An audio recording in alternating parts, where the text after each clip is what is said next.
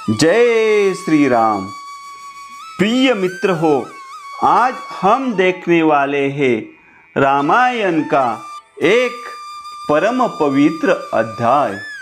मित्र हो, इसमें हम देखने वाले हैं देवताओं का शिव पार्वती को सूरत क्रीड़ा से निवृत्त करना तथा उमा देवी का देवताओं और पृथ्वी का शाप देना।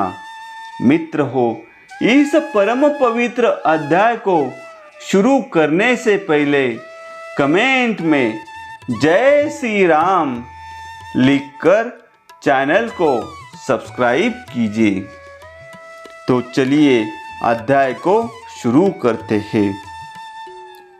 विश्वामित्र जी की बात समाप्त होने पर श्री राम और लक्ष्मण दोनों वीरों ने उनकी कही हुई कथा का अभिनंदन करके मुनिवर विश्वामित्र से इस प्रकार कहा। ब्राह्मण, आपने यह बड़ी उत्तम धर्मयुक्त कथा सुनाई। अब आप गिरिराज हिमवान की ज्येष्ठ पुत्री गंगा के दिव्य लोक तथा मनुष्य लोक से संबंध होने का वृत्तांत विस्तार के साथ सुनाइए, क्योंकि आप विस्तृत वृत्तांत के ज्ञाता है। लोक को पवित्र करने वाली गंगा किस कारण से तीनों मार्गों में प्रवाहित होती है? सरिताओं में श्रेष्ठ गंगा की त्रिपथका नाम से प्रसिद्धि क्यों हुई? धर्मज्ञ महर्षि तीनों लोकों में वे अपनी तीन धाराओं के द्वारा कौन कौन से कार्य करती है?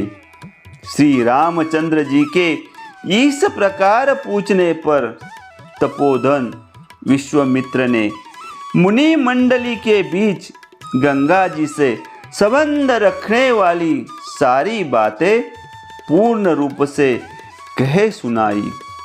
श्री राम पूर्व काल में महातपस्वी भगवान नीलकंठ ने उमा देवी के साथ विवाह करके उनको नववधू के रूप में अपने निकट आई देख उनके साथ रति क्रीड़ा आरंभ की। परम बुद्धिमान महान देवता भगवान नीलकंठ के उमा देवी के साथ क्रीड़ा विहार करते 100 दिव्य वर्ष बीत गए। शत्रुओं को संताप देने वाले श्री राम इतने वर्षों तक विहार के बाद भी महादेव जी के उमा देवी के गर्भ से कोई पुत्र नहीं हुआ। यह देख ब्रह्मा आदि सभी देवता उन्हें रोकने का उद्योग करने लगे।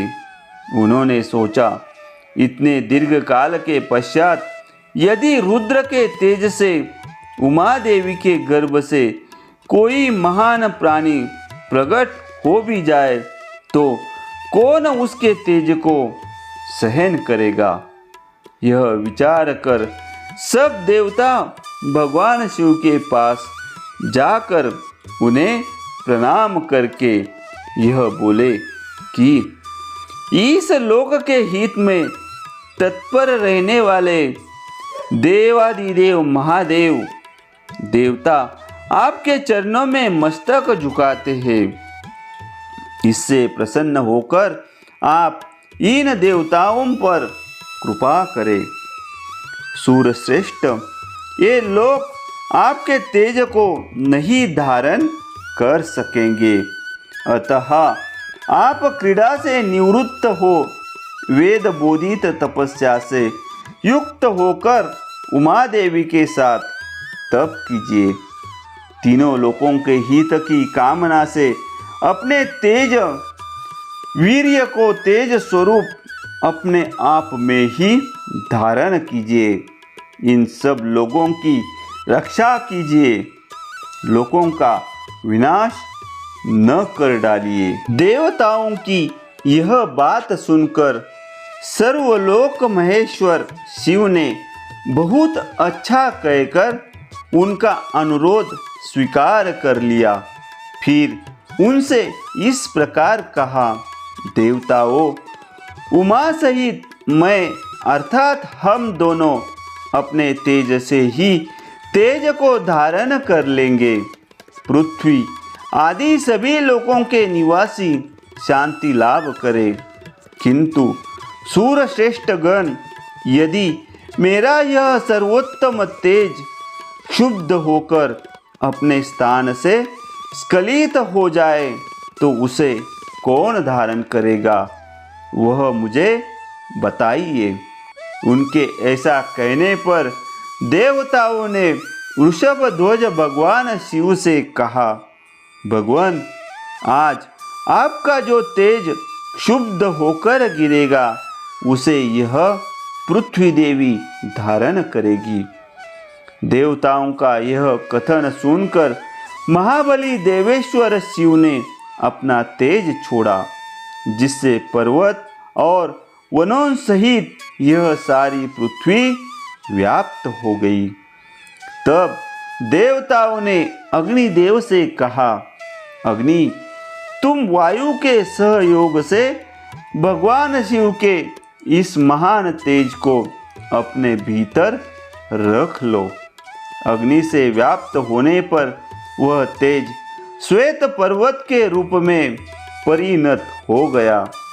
साथ ही वह दिव्य सरकंडों का वन भी प्रकट हुआ, जो अग्नि और सूर्य के समान तेजस्वी प्रतीत होता था। उसी वन में अग्नि जनित महातेजस्वी कार्तिकेय का प्रादुर्भाव हुआ। तदनंतर ऋषियों सहित देवताओं ने अत्यंत प्रसन्न चित्त होकर देवी उमा और भगवान शिव का बड़े भक्ति भाव से पूजन किया।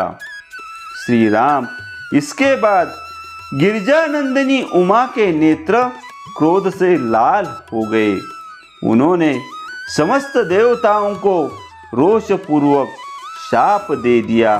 वे बोली, देवताओं, मैंने पुत्र प्राप्ति की इच्छा से पति के साथ समागम किया था, परंतु तुमने मुझे रोक दिया। अतः अब तुम लोग भी अपनी पत्नियों से संतान उत्पन्न करने योग्य नहीं रह जाओगे। आज से तुम्हारी पत्नियां संतानों उत्पादन नहीं कर सकेगी, संतानहीन हो जाएगी। सब देवताओं से ऐसा कहकर उमा देवी ने पृथ्वी को भी शाप दिया, भूमि, तेरा एक रूप नहीं रह जाएगा, तू बहुतंकी भार्या होगी। खोटी बुद्धि वाली पृथ्वी, तू चाहती थी कि मेरे पुत्र न हो, अतः मेरे क्रोध से कलुषित होकर तू भी पुत्र जनित सुख या प्रसन्नता का अनुभव न कर सकेगी। उन सब देवताओं को उमा देवी के शाप से पीड़ित देख देवेश्वर भगवान शिव ने उस समय पश्चिम दिशा की ओर प्रस्थान कर दिया। वहां से जाकर हिमालय पर्वत के उत्तर भाग में उसी के एक शिखर पर उमा देवी के साथ भगवान महेश्वर तप करने लगे। लक्ष्मण सहित श्री राम, यह मैंने तुम्हें गिरिराज हिमवान की छोटी पुत्री उमा देवी का विस्तृत वृत्तांत बताया है। अब मुझसे गंगा के प्रादुर्भाव की कथा सुनो। इस प्रकार रामायण का यह परम पवित्र अध्याय संपन्न हुआ। अगला अध्याय सुनने के लिए चैनल को सब्सक्राइब कीजिए और कमेंट में लिखिए, जय श्री राम।